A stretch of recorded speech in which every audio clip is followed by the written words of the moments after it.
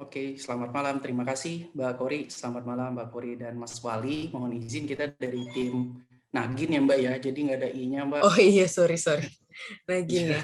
kita, Oke. kita dari Nagin kita akan mempresentasikan hasil kita kemarin modeling dari data home credit. Sebelumnya di sini kita ada 3 orang ya Mbak ya. Saya, Mas Hidayat, sama Mas Adib. Cuma kebetulan Mas Adib masih berhalangan hadir. Jadi kita presentasikan untuk hasil kita di modeling home credit. Secara garis besar, Mas, next. Oke, kita coba masuk dari data understanding-nya dulu. Secara garis besar sih tantangan bagi penyedia jasa pembiayaan itu melakukan analisa awal apakah nasabah yang akan dibiayai punya kemungkinan besar kreditnya akan lancar. Pada dataset kali ini, kita coba melakukan analisa dan modeling data dari home credit. Home credit itu sendiri merupakan perusahaan yang menyediakan jasa layanan peminjaman. Biasanya udah pada tahu lah ya untuk keperluan kredit perlengkapan rumah, peralatan elektronik, dan lain-lainnya. Terus problem yang kita hadapi sebenarnya apa sih, bagaimana? Next, Mas. Bagaimana membuat model yang dapat melakukan prediksi seberapa tinggi kemampuan konsumen dapat membayar angsuran. Jadi penyaluran pinjaman dari perusahaan tersebut dapat lebih dimaksimalkan ke nasabah-nasabah yang tadi sudah difilter di awal. Next. Terdapat 7 sumber data dari dataset home credit, cuman kami hanya berfokus ke satu data application trend saja. Data ini berisi informasi terhadap nasabah-nasabah home credit setiap pinjaman yang mempunyai baris tersendiri diidentifikasi dari SKID. Jadi itu ID number nasabahnya. Data ini juga mempunyai fitur target yang mewakili konsumen lancar dengan kondisi 0 dan konsumen tidak lancar dengan kondisi 1. Oke. Beberapa hal yang kita identifikasi dari status kreditnya itu sebanyak data yang tadi dari home credit itu 91,9% itu lancar dan 8% yang tidak lancar. Sebentar Mas, maaf ini di saya layarnya udah keganti apa di itu belum? Sudah Mas.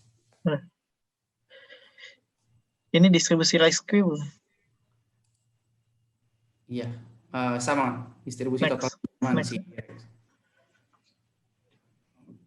Oke. Yang tadi dulu Mas, sebelumnya 2 kali.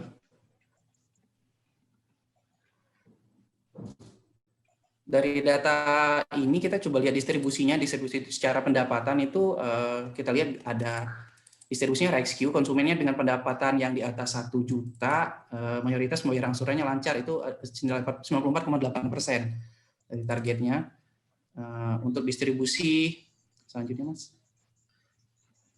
Distribusi pinjamannya itu nominal total pinjaman nasabah, itu sekitar 92%, konsumen dengan pinjaman di atas 500.000 itu lancar. Jadi semakin besar dan yang dipinjamkan relatif semakin lancar. Ini distribusi pembagian antara sumber pendapatan terhadap tingkat gagal bayarnya. Jadi di sini mayoritas nasabah itu statusnya pekerja dengan tingkat keberhasilan bayarnya sekitar 46% dan gagalnya 4,95. Di sini status pelajar dan pengusaha itu semuanya lancar. Cuma di sini memang datanya cukup sedikit sih. Oke, next. Di sini kalau kita lihat perbandingan antara distribusi tingkat pendidikan terhadap tingkat gagal bayarnya, nasabah dengan status academic degree biasanya mempunyai tingkat keberhasilan bayar lebih tinggi dibanding yang level sebelumnya. Tapi ya tetap sih datanya nggak terlalu banyak. Oke. Selanjutnya akan dibahas sama Mas Hidayat. Silakan Mas. Selanjutnya ini adalah analisa dari base feature-nya. Gitu. Saya menggunakan key base feature. Nah, kita dapat dari sini tuh yang fitur-fitur yang paling penting tuh apa aja gitu kan. Dan yang saya ambil mungkin hanya 10 fitur dari yang paling penting saja. Kemudian lanjut, ini ada korelasi antara 10 fitur yang paling penting tadi. Hanya saja korelasi ini sama yang base feature tadi itu saya lakukan setelah model gitu kan. Tapi yang sebelum model nanti akan saya tunjukkan. Nah, ini pre-processing-nya. Pertama, kita melakukan data cleaning. Ini saya rangkum aja langsung. Yang kita lakukan pertama ya adalah cek missing value-nya. kemudian kita drop kolom apabila missing value-nya lebih dari 60%. Selanjutnya adalah mengisi missing value tersebut dengan 0, min, median, dan unknown, tergantung dari jenis datanya, objek atau number-nya. Lanjut, cek inkonsistensi datanya, kemudian cek duplikasi value-nya. Untuk kodenya nanti bisa saya tunjukkan di notebook, karena terlalu banyak, takutnya memakan banyak slide. Lanjut, untuk preparasi datanya, kemudian saya encode categorical data dengan ordinal encoder, kemudian mentransform data tersebut dengan min-max scaler dan standar scaler. Selanjutnya saya split matrix dan target. Selanjutnya mengecek imbalance dataset dan melakukan undersampling kepada dataset tersebut. Karena datasetnya terlalu besar jumlahnya dan tidak terjadi balancing, maka yang kita lakukan adalah undersampling. Kemudian kita cek duplikasi value-nya. Selanjutnya, metode validasi yang kita gunakan ada dua. Yang pertama adalah train test sets, kemudian yang kedua key vault cross validation. Kemudian setelah datanya kita proses dan kita bersihkan, kita masak datanya. Berikut modeling yang kita gunakan yaitu adalah decision tree dan logistic regression, dan ada modeling lain lagi, hanya ini aja yang kita fokusin, dua ini. Pertama, dari decision tree kita dapat hasilnya adalah akurasi dari report classification reportnya, akurasinya mencapai 0,58%. Baseline data kita dapat 0,50%, sehingga ini sebenarnya udah di atas 0,50, jadi 0,58. Kemudian selanjutnya kita masuk yang ke logistic regression-nya, kita bikin model datanya, kita bikin ke model logistic regression, dapat akurasinya sekitar 0,67. Bisa dilihat dari precision, recall, dan F1 score-nya. Juga akurasinya. Lanjut, kita coba hypertuning parameter. Kita ketika decision tree kita hypertuning parameter, kita mendapatkan best score pada parameter kedalaman 8, yaitu 65% untuk akurasinya. Kemudian kita lakukan juga pada logistic regression. Pada logistic regression kita hyperparameter ketika C-nya itu 3, maka dia mendapatkan 0,678. Sebenarnya kita juga melakukan yang lain juga, seperti XGBoost dan LGBM, hanya saja tidak kita tampilkan, nanti bisa dilihat di notebook. Kemudian tadi kita menggunakan sebetulnya train test splitnya. Kita menggunakan sekarang yang key vault cross validation-nya, tapi hanya untuk logistic regression, karena kita mendapatkan di sana untuk decision tree dan logistic regression lebih bagus logistic regression, sehingga kita lakukan key vault itu di logistic regression. Dari sini kita mendapatkan akurasinya 67,59%, dan ROC-OC-nya sekitar 73,73%. Nah, ini adalah tabel matriks evaluasi yang ininya.